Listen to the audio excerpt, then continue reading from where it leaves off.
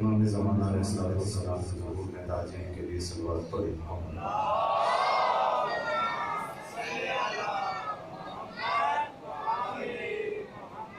اس مجلس کی قبولیت کے لیے مولا امام حسن عسکری علیہ السلام اور امام مہدی علیہ السلام کی خوشنودی کے لیے تمام بیمار جتنے ہمارے مومنین مومنات اس وقت بیمار ہیں اور خصوصاً کورونا کے مریض دنیا بھر میں، ان سب کی صحت و سلامتی کے لیے بر محمد و آل محمد صلوات۔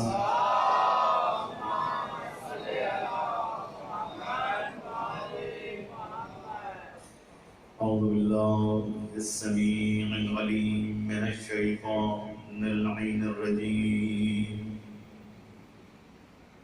بسم اللہ الرحمن الرحیم، الحمد للہ رب العالمین، والصلاة والسلام علی اشرف الانبیاء والمرسلین، حبیب الہ العالمین ابی القاسم محمد،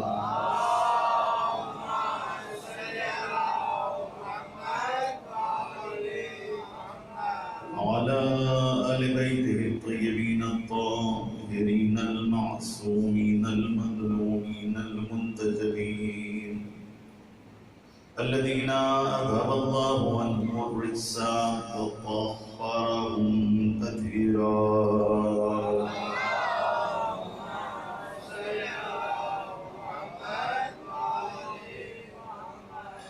ولعنة الله على أعدائهم أجمعين من يومنا هذا إلى قيام يوم الدين.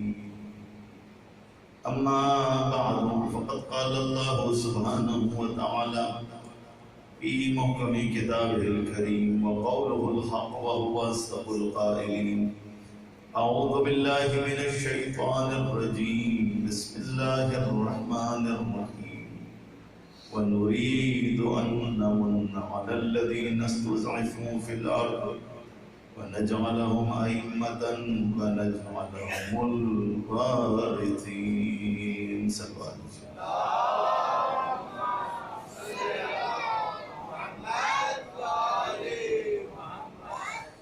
بارگاہ رب العزت میں دعا کروں کہ اللہ تعالیٰ آپ کی سوا دو مہینے کی عزاداری کو اپنی بارگاہ میں قبول فرمائیں، اور یہ غم حسین جو امانت ہے صالحین کی اور میراث ہے ائمہ اطہار علیہ السلام کی، یہ غم حسین انشاءاللہ نسل در نسل اسی طرح سے آپ کی نسلوں میں منتقل ہوتا رہے۔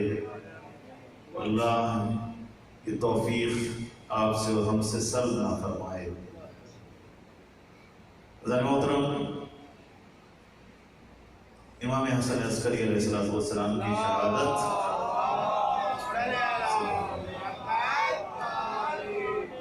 اور امام زمانہ علیہ السلام کی تاج پوشی، اللہ نے انسان کو خلق کرنے کے بعد اسے گمراہ ہونے کے لیے آزاد نہیں چھوڑا۔ اللہ نے انسان کو خلق کرنے کے بعد، اس اشرف مخلوق کو خلق کرنے کے بعد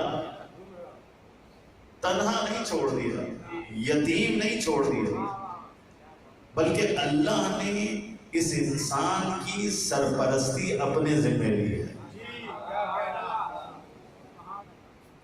اللہ سرپرست ہے انسان، کس بات میں سرپرستی ہے؟ ربوبیت میں سرپرستی ہے۔ اللہ رب ہے، اللہ نے انسان کو خلق کیا ضائع ہونے کے لیے نہیں، کمال عطا کرنے کے لیے، کہ انسان کمال حاصل کرے، قرب اللہ کی منازل کو طے کرے، فضائل انسانی اپنے اندر پیدا کرے۔ انسان اس لیے پیدا نہیں ہوا کہ حیوانوں کی طرح زندگی گزارے۔ انسان نہ حیوان ہے، انسان نہ چرند ہے، نہ پرند ہے، نہ حجر ہے نہ شجر ہے. انسان ساری مخلوقات پر افضلیت رکھتا ہے. اس لیے افضلیت رکھتا ہے کہ اللہ نے 1,24,000 انبیاء اسی انسان کی ہدایت کے لیے بھیجے ہیں. نہ شجر کے لیے، نہ حجر کے لیے، نہ حیوان کے لیے، اسی انسان کی ہدایت کے لیے بھیجے. لہذا اللہ کیا ہے؟ سرپرستی کرتا ہے. اللہ کی سرپرستی میں انسان کمال حاصل کرتا ہے. اور اللہ کی سرپرستی کیسے ہے زمین میں؟ آیا اللہ خود نازل ہو کر زمین پر سرپرستی کرتا ہے؟ اللہ کیسے سرپرستی کرتا ہے؟ اللہ کیسے اپنی ربوبیت کا اظہار کرتا ہے؟ لوگوں کی کیسے تربیت کرتا ہے؟ آیا زمین پر اتر کر کرتا ہے؟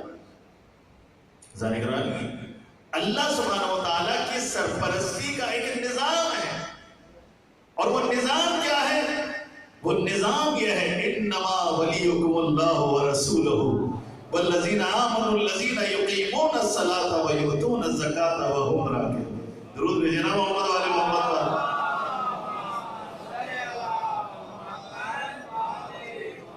اللہ کی سرپرستی کا نظام کیا ہے؟ اللہ کی سرپرستی کے نظام کا نام نظام ولایت ہے. نظام ولایت ہے. اور ذالکرانی کیسے اللہ اپنے نظام ولایت کو آگے بڑھاتا ہے اور لوگوں کے اوپر ولایت کرتا ہے، لوگوں کی تربیت کرتا ہے، لوگوں کو کمال عطا کرتا ہے. اللہ سبحانہ و تعالیٰ ارشاد فرما رہے ہیں: انما ولیکم اللہ ورسولہ. دیکھو تمہارا ولی تو فقط اور فقط اللہ ہے اور اس کا رسول ہے اور وہ صاحبان ایمان ہیں جو نماز قائم کرتے ہیں اور حالت رکوع میں زکات دیتے ہیں. علی والوں جاگ رہے ہو یا نہیں جاگ رہے؟ ماشاءاللہ. گرامی 2.25 مہینے ماشاءاللہ آپ نے عبادت کی ہے، ذکر اہل بیت کیا، علی علی کیا ہے. آج تجدید عہد ہے امام زمانہ علیہ السلام سے. اے امام، نسلیں گزر گئی، ہم نے بڑی قربانیاں دی، لیکن امام ہم نے آپ کے جد کا راستہ نہیں چھوڑا، حسین ابن علی کا راستہ نہیں چھوڑا، ہم نے آپ کے بابا حضرت عسکری کا راستہ نہیں چھوڑا. ذرا محترم، ہمیں فخر ہے کہ ہم ان آل محمد کے ماننے والے ہیں جنہیں اللہ نے باعث تخلیق.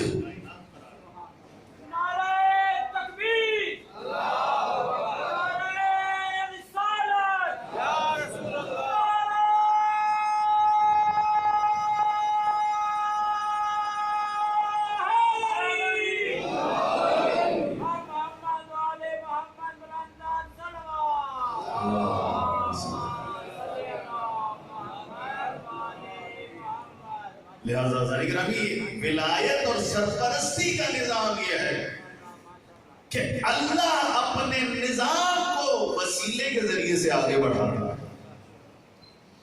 اللہ کی ربوبیت کا نظام، اللہ کی ولایت کا نظام وسیلے کے ذریعے سے آگے بڑھتا ہے. اور اللہ نے اپنی ولایت رسول خدا صلی اللہ علیہ وسلم کو عطا فرمایا اور رسول کے وسیلے سے غدیر کے مقام پر من کنتو مولا ہو فہذا علی المولا کہہ کر اس ولایت خدا کو علی کے سینے میں منتقل کیا. اور یہ ولایت 12 اماموں میں منتقل ہوتی رہی. اور یہی وہ نظام ولایت و سرپرستی ہے کہ جس کے ذریعے سے انسانوں کی ہدایت ہوتی ہے، جس کے ذریعے سے انسانوں کی تربیت ہوتی ہے، جس کے وسیلے سے انسان فضائل انسانی کا حامل ٹھہرتا ہے اور کمال حاصل کرتا ہے.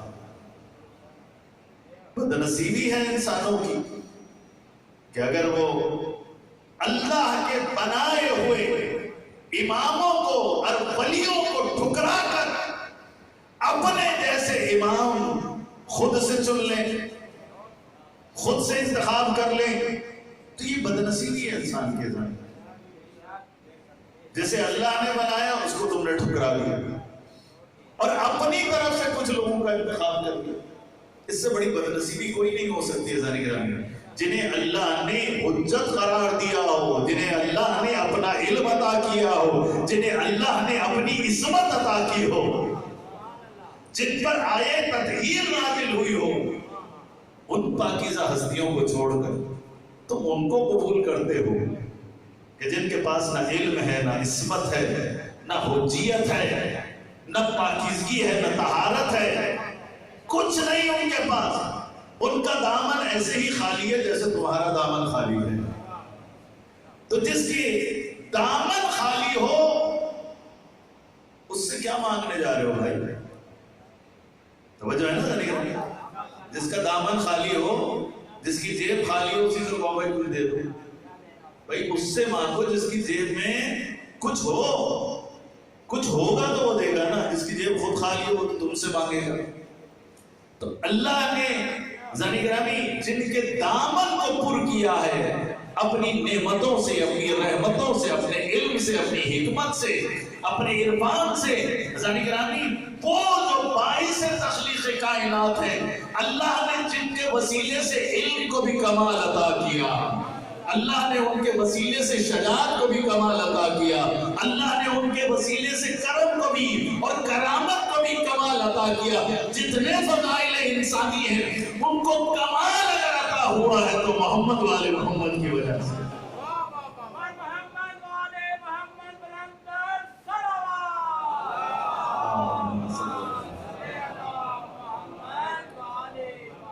تو ایسی ہستیوں سے لوگ جن کے سینے علوم الہی سے پر ہے، جو حکمت خدا کا منبع ہے،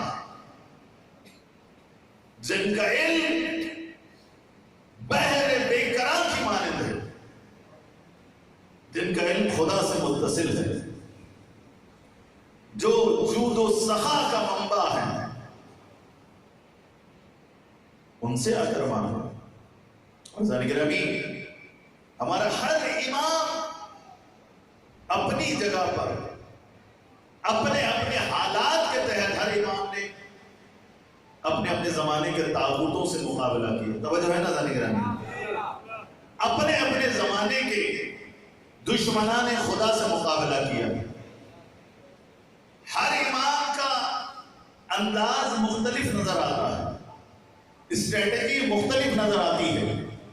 ہر امام جیسا دشمن اور جیسے اس کی سازشیں، ویسے ہی امام کی اسٹریٹجی، ویسے ہی امام کی حکمت عملی. کبھی یہ نہ سوچنا کہ امام حسن مجتبیٰ نے صلح کیوں کی اور امام حسین نے جنگ کیوں کی.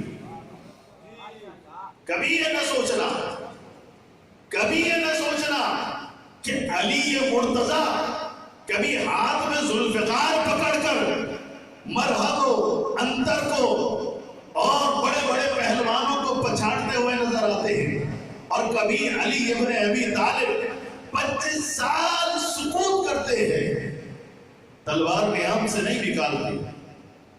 کبھی پریشانی کا شکار نہ ہونا. ذہن ہدف کیا ہے؟ ائمہ اپنے دنیاوی مفادات کے لیے نہ سکوت کرتے ہیں نہ بولتے ہیں، اپنے ذاتی مفادات کے لیے نہ شمشیر نکالتے ہیں نہ شمشیر نیام میں رکھتے ہیں. نہیں ہے ذہن گرامی، یہ دوسرے لوگ ہیں جنہیں اپنا مفاد عزیز ہوتا ہے. یہ آل محمد ہے جنہیں دین کا مفاد عزیز ہوتا ہے، اسلام کا مفاد عزیز ہے، جو توحید کی حفاظت کر رہے ہیں، جو نبوت کی حفاظت کر رہے ہیں، جو شریعت کے محافظ ہیں. ان کی ڈیوٹی ہے کہ محمد شریعت لائیں گے اور علی شریعت کی حفاظت کرے گا، علی شریعت کو بیان کرے گا، علی شریعت کی تفسیر کرے گا. اولاد علی محافظان اور مفسران شریعت ہیں. لہذا ذہن گرامی بہت داری ائمہ اطہار علیہ السلام نے اپنے ذمہ لی، اللہ نے ایک ڈیوٹی لگائی، اور ہر امام نے اسی شریعت کو بچانے کے لیے اپنے اپنے انداز سے اپنی اپنی حکمت عملی کے تحت مقابلہ کیا ہے ہر زمانے کے طاغوتوں سے، شیاطین سے، دجالوں سے۔ امام حسن عسکری علیہ السلام مدانی گرامی، ایک دفعہ درود بھیجیں امام حسن عسکری کا۔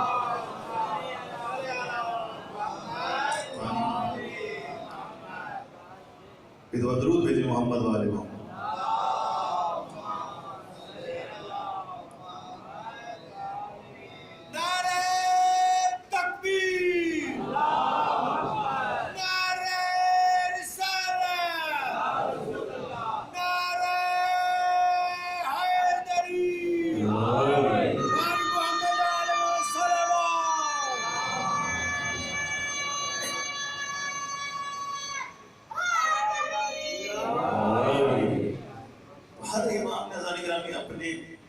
حکمت عملی کے تحت شریعت کی حفاظت کی۔ دیکھیں ائمہ نے ایک شریعت کی حفاظت کی ہے، دوسرا اہل شریعت کی بھی حفاظت کی۔ ائمہ دین کی بھی حفاظت کرتے تھے اور دین داروں کی بھی حفاظت کرتے تھے۔ یہ ائمہ کی اسٹریٹجی تھی۔ یہ جو آج مکتب محمد والے محمد ساری دنیا میں پھیل گیا، اس کی وجہ کیا ہے؟ اس کی وجہ ائمہ کی بہترین اسٹریٹجی تھی، بہترین حکمت عملی تھی، کہ جس میں ائمہ اپنے شیعوں کو دشمنوں کے شر سے محفوظ رکھتے تھے۔ جہاں قیام کرنا ہوتا تھا، تلوار نکالنی ہوتی تھی، وہاں ائمہ خود بھی تلوار نکالتے تھے، شیعوں کو بھی کہتے تھے لڑو جا کر، جان جاتی ہے تو جائے، مال جاتا ہے تو جائے، زندان میں ڈالے جاتے ہو تو جاؤ، یہاں شریعت کی حفاظت کرنی ہے، یا تو قربانی دینی پڑے گی۔ لیکن جہاں پر ذالی گرامی اہمیت اس بات کی ہے کہ اپنے چاہنے والوں کو بچایا جائے، دین کو بڑا خطرہ نہیں ہے، تو وہاں ائمہ شیعہ حیدر کرار کا تحفظ کرتے تھے، ان کی نسلوں کو محفوظ رکھتے تھے۔ کیوں؟ اس لیے کہ دین کس وجہ سے باقی ہے؟ چونکہ دیندار باقی ہیں۔ اگر دیندار ختم ہو جائے تو دین کا نام لینے والا کون ہو؟ ائمہ ذالی گرامی، آج جو کروڑوں میں تم الحمدللہ تبدیل ہو گئے ہو، کہاں 4 لوگ تھے، کہاں 7 لوگ تھے، بقول ائمہ اطہار علیہ السلام کے اس زمانے میں واقعی کربلا کے بعد 4 یا 7 افراد تھے آل محمد کے چاہنے والے۔ آج تم کروڑوں میں ہو تو یہ کروڑ کیسے ہو گئے؟ آج ساری دنیا میں لبیک یا حسین کے نعرے کیسے لگتے ہیں؟ یہ ائمہ اطہار علیہ السلام کی حکمت عملی کا نتیجہ ہے، یہ ان کی کوششوں کا نتیجہ ہے۔ لہذا میرے مولا امام حسن عسکری علیہ السلام نے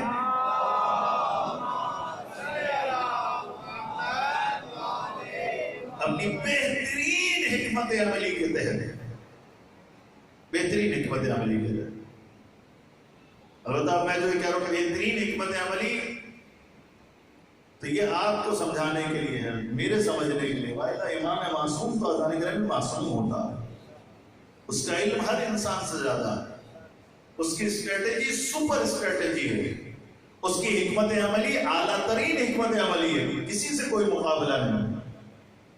لہذا امام حسن عسکری علیہ السلام نے ذات گرامی، آپ دیکھیں کہ غیبت امام زمانہ علیہ السلام کا جو امامت کا دور ہے وہ شروع ہونے والا ہے۔ امام حسن عسکری پدر گرامی ہیں امام مہدی علیہ السلام، لہذا امام کے اوپر بہت بڑی ذمہ داری ہے، اور وہ کیا ہے؟ وہ یہ کہ لوگوں کو جو اب تک عادی تھے اس بات کے کہ امام کو، اپنے وقت کے امام کو سامنے دیکھتے تھے، کوئی مشکل ہوتی تھی امام سے ڈائریکٹ سوال کرتے تھے، زیادہ سے زیادہ نامہ لکھتے تھے، لیٹر لکھتے تھے، کسی قاصد کے ہاتھ بھیج دیتے تھے، سوال کرتے تھے، سوال کا جواب آ جاتا تھا، اموال بھیجتے تھے، اموال کی رسید آ جاتی تھی، تو ائمہ سے ڈائریکٹ رابطہ ہوتا تھا۔ 11 اماموں تک یہ پریکٹس رہی، اور 11 اماموں تک لوگ عادی ہو گئے تھے کہ بھئی امام کو سامنے ہونا چاہیے۔ اب ایک بڑا امتحان آل محمد کے چاہنے والوں کے لیے، اب ذرا خود تصور کریں نا کہ کسی کمپنی کا ڈائریکٹر ظاہر ہوتا ہے، جو بھی آپ کہہ لو، ڈائریکٹر کہہ لو، مالک کہہ لو، جو اوپر ہوتا ہے سب سے، وہ ڈیلی آفس آتا ہے، ڈیلی اپنے ماتحت افراد کو اپنا چہرہ دکھاتا ہے، ان کی مینجمنٹ کرتا ہے، ان سے پاس پوس کرتا ہے، ان کے مسائل کو حل کرتا ہے، فیکٹری کو آگے چلاتا ہے۔ تو لوگ عادی ہو گئے کہ بھئی باس نے روزانہ آنا ہے۔ اب آپ ذرا تصور کریں کہ فیکٹری نے چلنا بھی ہے اور باس آئے بھی نہ، ہے جی، باس فیکٹری نہ آئے، میں مثال کے طور پہ عرض کرتا ہوں، لیکن فیکٹری چلتی بھی رہے۔ کتنا بڑا امتحان ہے امپلائیز کے لیے، کتنا بڑا امتحان ہے ماتحت افراد کے لیے، کہ اب بظاہر وہ نظروں سے اوجھل ہے، لیکن فیکٹری کو اسی آب و تاب کے ساتھ چلنا چاہیے۔ گرامی یہ امتحان ہے اس فیکٹری کے مزدوروں کا، ملازموں کا، افسران کا، بہت بڑا امتحان ہے۔ ایسے ہی غیبت امام زمانہ علیہ السلام نے ذرا گرامی وہ شیعہ جو عادی ہو گئے تھے کہ 11 امام ان کے سامنے ہوا کرتے تھے، لوگ سوالات کرتے تھے۔ اب کیا ہوگا؟ امام پردہ غیب میں چلا جائے گا، پہلے غیبت صغریٰ اور پھر غیبت کبریٰ۔ اب کیسے لوگ امامت کے اوپر اپنا ایمان رکھتے ہوئے دینی امور کو آگے بڑھائیں گے؟ یہ بہت بڑا امتحان تھا۔ اسی لیے امام حسن عسکری علیہ السلام نے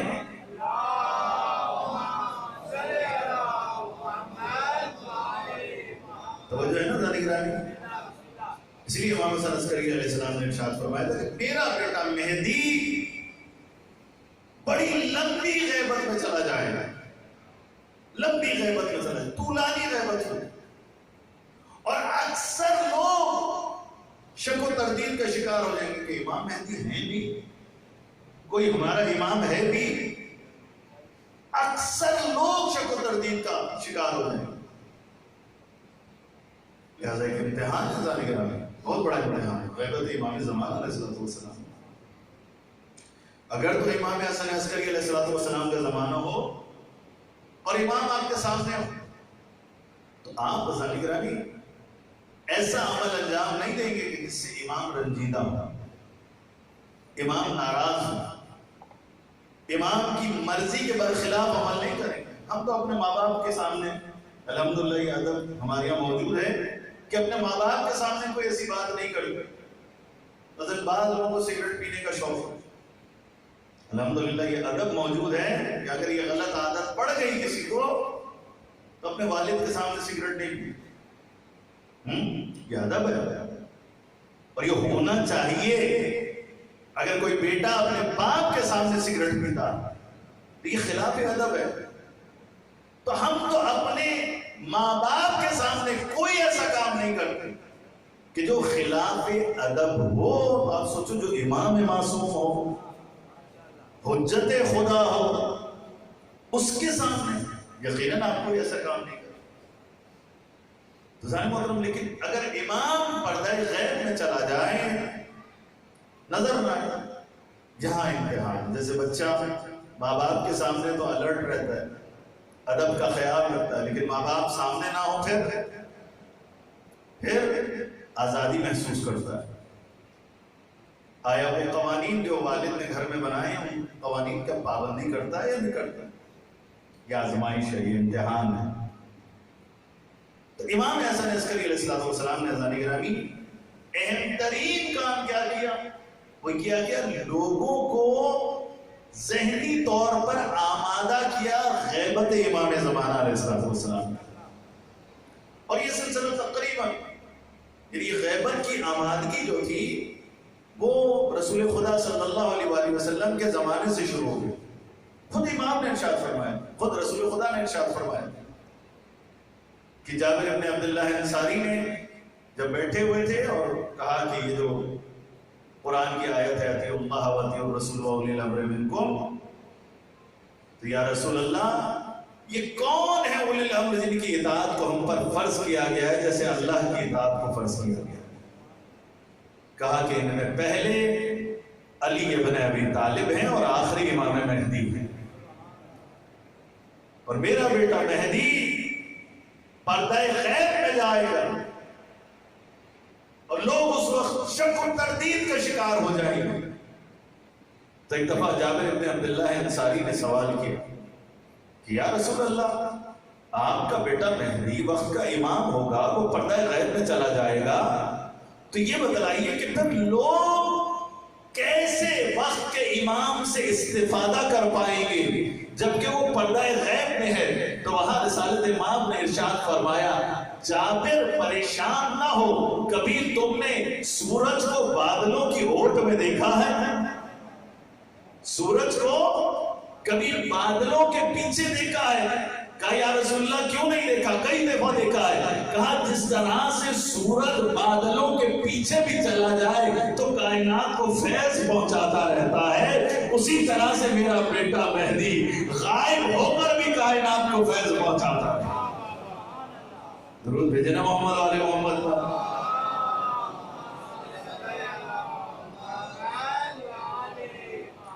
سمجھ میں آگئی ناظرین گرامی؟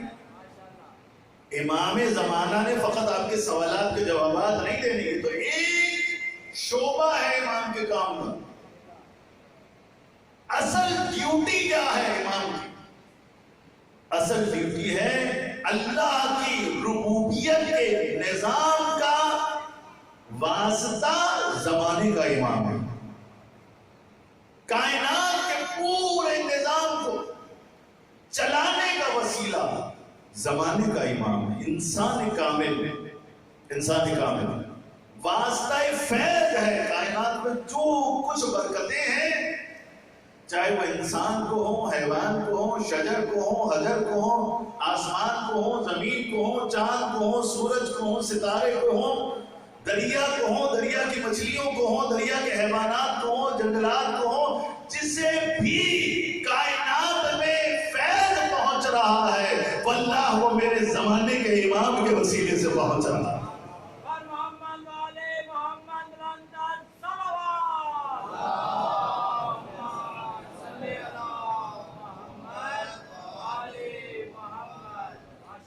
لہٰذا امام زمانہ علیہ السلام کا ایک بہت ذکر کے اساسی ترین کام ہے۔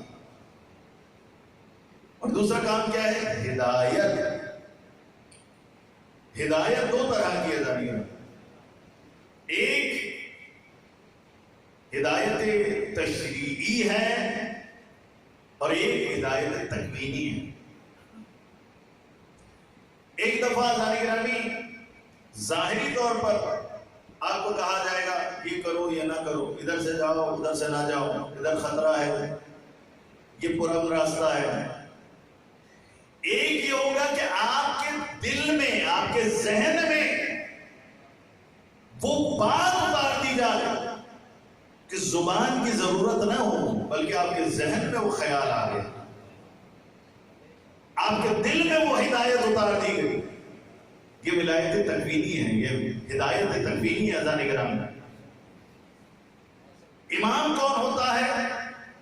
دیکھیں انبیاء میں بھی دو قسم کے نبی ہوتے، ایک وہ ہوتا ہے کہ جو صرف راستہ بتلاتا ہے اور منزل دکھلاتا ہے کہ یہ راستہ ہے وہ منزل۔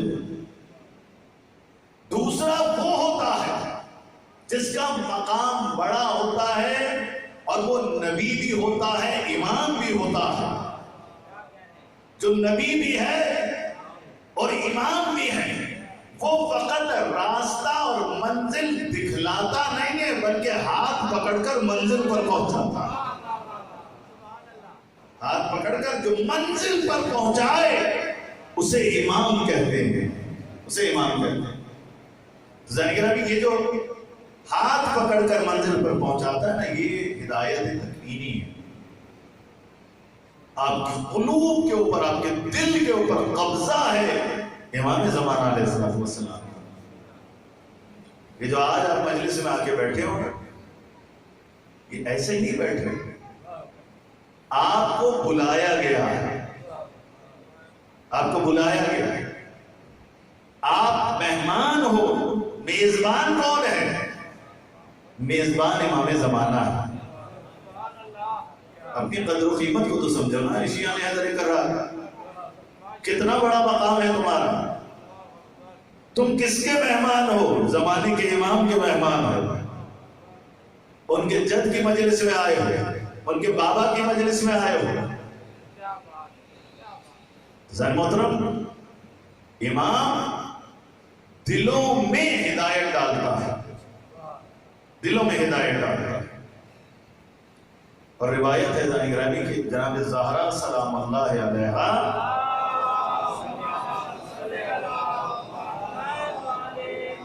ارشاد فرماتی ہے کہ میں اپنے شیعوں کے بچوں کی خود تربیت کرتی ہوں۔ اللہ اکبر۔ جناب زہرا فرماتی ہیں کہ میں اپنے چاہنے والے شیعوں کے بچوں کی خود تربیت کرتا ہوں۔ ٹھیک ہے نا زانی گرامی، کتنا بڑا آپ کو اللہ سبحانہ وتعالی نے سہارا دیا۔ جو آپ کے بچے مجلس میں آ کے بیٹھتے ہیں، عزادار ہیں، ماتمی ہیں، نمازی ہیں، یہ کس وجہ سے؟ شاید ہم ماں باپ ہو کہ شاید ہمارے اندر اتنی استطاعت نہیں ہے کہ اس چیلنجنگ زمانے میں ہم اپنے بچوں کی تربیت کر سکتے۔ لیکن اگر ان کے اندر نیکی پائی جاتی ہے تو وہ جناب زہرا کی وجہ سے، وہ آل رسول کی وجہ سے، وہ امام زمانہ علیہ السلام کی وجہ سے۔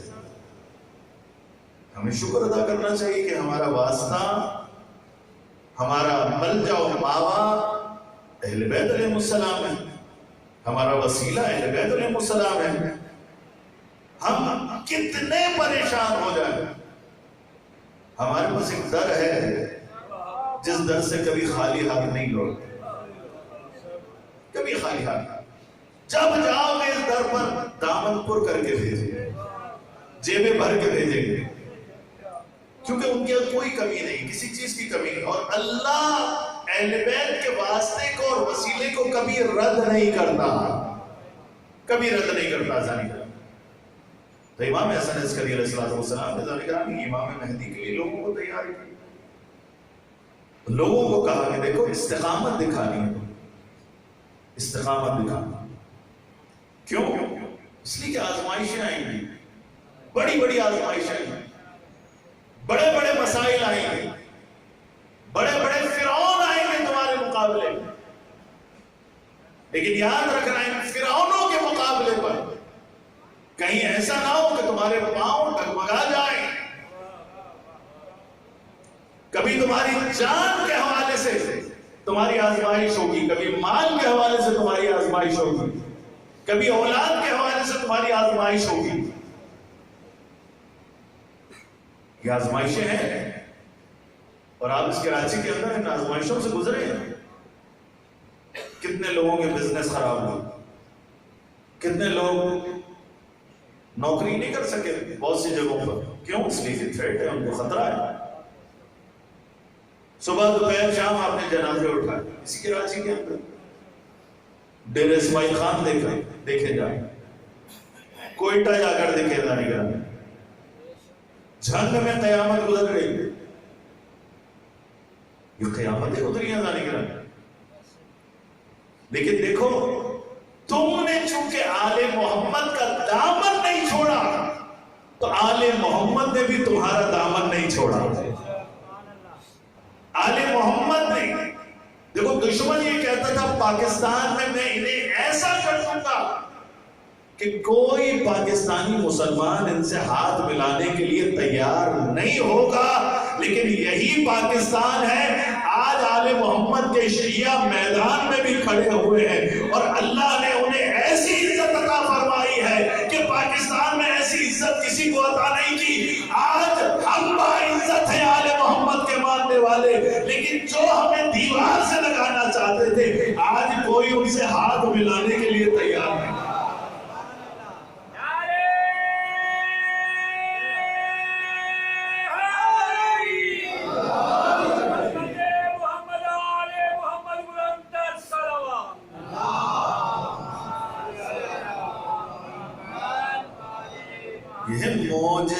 معجزہ ہے، معجزہ. آپ کہتے ہیں معجزے نہیں ہوتے، بھائی یہ معجزہ ہے. اس سال کا محرم دیکھو کتنا پرشکوہ محرم، کس قدر عظیم محرم، کس قدر جوش جذبہ ولولہ میری ماؤں میں، بہنوں میں، بیٹیوں میں، جوانوں میں، بزرگوں میں. نگرانی وہ دشمن جو آپ کی عزاداری کو محدود کرنا چاہتا تھا وہ محدود ہو گئے، لیکن علم عباس سربلند رہا. آل محمد کے چاہنے والے سربلند رہے. تم نے ایک جلوس کو محدود کرنا چاہا، پاکستان کے ہر گلی کوچے سے جلوس نکلنے لگا.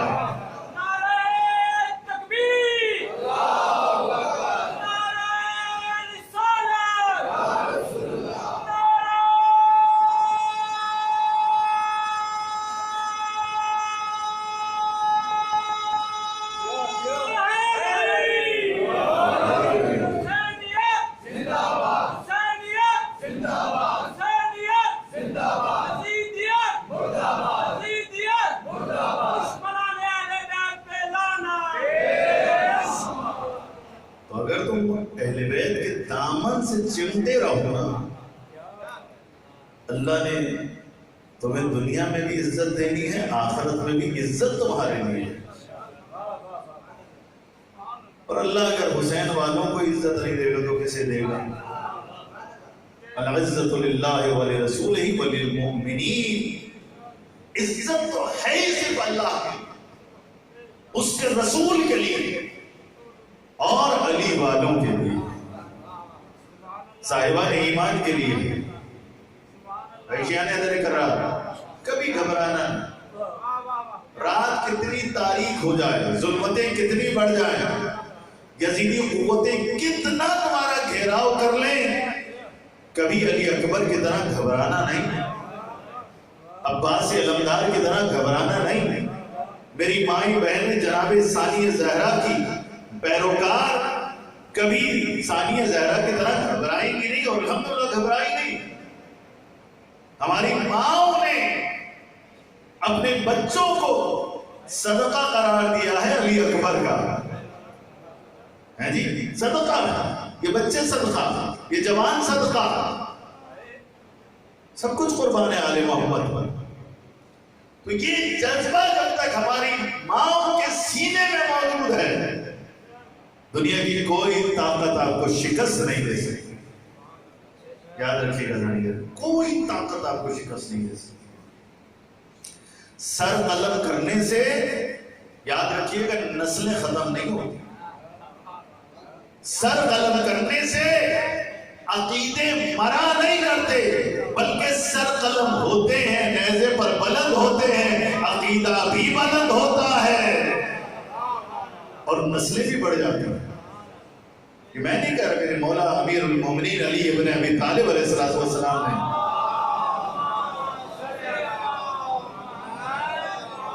ارشاد فرمایا تھا کہ تلواروں سے بچے کچے لوگ زیادہ زندہ رہتے ہیں. جن کے اوپر تلواریں زیادہ چلتی ہیں نا، جن قوموں کے اوپر تلواریں زیادہ چلتی ہیں، نیزے زیادہ چلتے ہیں، جنہیں زیادہ قتل کیا جاتا ہے، قتل کرنے سے وہ نسلیں ختم نہیں ہوتی بلکہ نسلیں بڑھتی چلی جاتی ہیں. خون میں عجیب تاثیر ہے. آپ دیکھ لو سادات کی نسل، ماشاءاللہ یہاں کتنے سادات بیٹھے ہیں. یعنی جہاں دنیا میں آپ تصور نہیں کر سکتے کہ وہاں شیعہ بھی پایا جائے گا، وہاں شیعہ تو چھوڑو سادات موجود ہیں. سادات موجود ہیں، شیعہ بھی ہے، سادات بھی، اہلی کے عزادار موجود ہیں. یاد رکھیے کبھی گھبرانا نہیں چاہیے کہ کیا ہوگا، کچھ نہیں ہوگا. جہاں جان جائے گی نا، تو جان تو ہم 1400 سال سے دیتے چلے آئے، اور مرنا تو ہر انسان نے ہے. کیا ہمیشہ تم نے زندہ رہنا ہے؟ نہیں ہوتا نگرانی.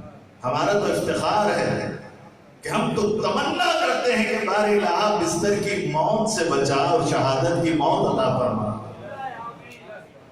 یہ تمنا ہے. اگر یہ تمنا کوئی شخص نہیں کرتا وہ شیعہ نہیں ہو سکتا. وہ شیعہ نہیں ہو سکتا. وہ حسین کا ماننے والا نہیں ہو سکتا. وہ علی ابن ابی طالب کا ماننے والا نہیں ہو سکتا جو شہادت کی تمنا نہ کرے.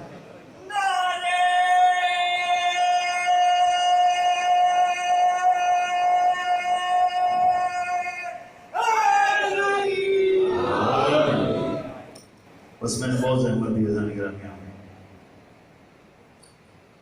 آج تجدید عہد کی رات امام حسن عسکری سے بھی اور امام مہدی علیہ السلام سے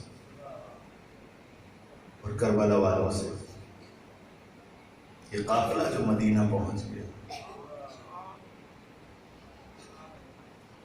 عزیزوں بس حاکم نے میرے مولا امام حسن عسکری کو زہر دیا. قربان جاؤں مولا امام حسن عسکری کے.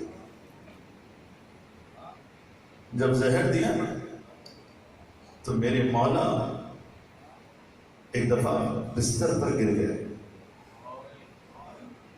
میرا مولا کھڑے ہو کر نماز شب پڑھا کرتا تھا، لیکن 5 ربیع الاول کو میرے مولا نے بستر کے اوپر بیٹھ کر نماز شب پڑھی. اجرکم اللہ.